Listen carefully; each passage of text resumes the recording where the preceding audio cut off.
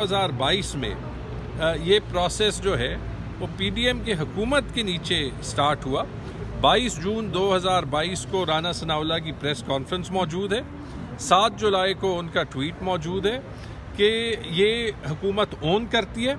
اور یہ ایک یونانیمس ڈیسیجن ہے پارلیمنٹ کا۔ اب اس پہ کوئی بھی فریق جو ہے، چاہے وہ حکومت ہو چاہے وہ D G S P R ہو، اس کا ملبہ اگر عمران خان پہ ڈالیں تو میرے خیال میں یہ تاریخ کے ساتھ اور حقائق کے ساتھ زیادتی کر رہے ہیں۔ اور میرے خیال میں اس سے تو یہ بھی ایک سوال پیدا ہوتا ہے کہ کیا جو ہے ہمارا جو آئی ایس پی آر بھی ہے وہ اپنے پریڈیسیسرز کے فیصلے کو انڈیویجول فیصلے لیتا ہے یا انسٹیٹیوشنل فیصلے لیتا ہے؟ کیونکہ اگر انسٹیٹیوشنل فیصلے ہیں یہ تو اس میں آبویسلی حکومت، اپوزیشن اور ملٹری اسٹیبلشمنٹ تینوں انوالو تھے، اور اگر یہ کوئی انڈیویجول فیصلے تھے